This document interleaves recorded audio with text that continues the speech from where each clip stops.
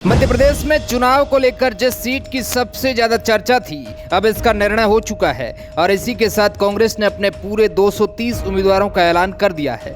जिस सीट की हम बात कर रहे हैं वह है मध्य प्रदेश की आमला विधानसभा सीट और यहां पर कांग्रेस ने मनोज मालवीय को टिकट दिया है, जबकि ज्यादातर लोगों का यही अंदाजा लगाया जा रहा था कि यहां से निशा बांगरे को उम्मीदवार के रूप में खड़ा किया जा सकता है, लेकिन ऐसा नहीं हुआ। हालांकि सूत्रों की माने तो करीब आधा दर्जन सीटों पर से उम्मीदवारों को बदला जा सकता है, लेकिन इसे लेकर अब तक कांग्रेस और भाजपा दोनों में जमकर विरोध हो रहा है। सत्तारूढ़ बीजेपी और विपक्षी दल कांग्रेस से निकट पाने में नाकाम रहे आकांक्षी प्रत्याशियों के समर्थकों ने रविवार को राज्य के विभिन्न हिस्सों में विरोध प्रदर्शन किया। वहीं दोनों दलों ने इस नाराजगी को तूल नहीं देने की कोशिश की है।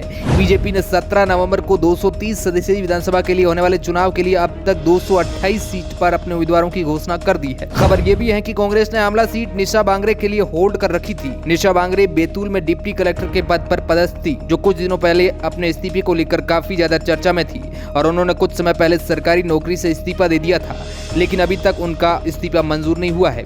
इस मामले को लेकर निशा बांगरे ने पिछले हफ्ते मुख्यमंत्री आवास का घेराव करने के लिए बैतूल से भोपाल तक न्याय रैली निकाली थी। उसके बाद बांगरे को भोपाल में गिरफ्तार कर 24 घंटे के लिए जेल भेज दिया गया था। इस दौरान कांग्रेस पार्टी उनका समर्थन कर रही थी। वहीं बीते गुरुवार को मध्य प्रदेश हाईकोर्ट चली गई और कोर्ट ने सरकार से सोमवार को अंतिम फैसला लेने को कहा था। इस मामले पर जानकारी देते हुए कांग्रेस प्रवक्ता पीयूष बबेले ने कहा था कि प्रत्याशी घोषित करने में देरी हो रही है, इसलिए हमने आमला से उम्मीदवार की घोषणा कर दी है। मनोज ने 2010 में बीजेपी उम्मीदवार योगेश पंडागरे के खिलाफ चुनाव लड़ा था, लेकिन वह उनमें हार गए थे।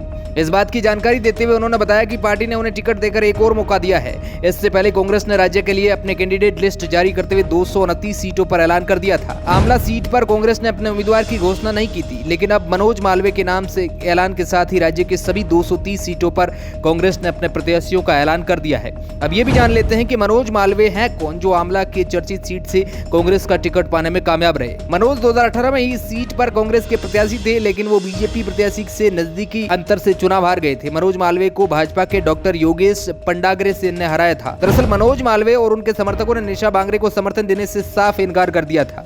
डिप्टी कलेक्टर निशा बांगरे इस सीट से चुनाव लड़ना चाहती थी, लेकिन सरकारी नौकरी से उनका इस्तीफा मंजूर नहीं हो पाया और मनोज मालवीय दोबारा टिकट पाने में कामयाब रहे। आपको क्या लगता है? अपनी राय कमेंट के माध्यम से जरूर दे। Bureau report, R media network.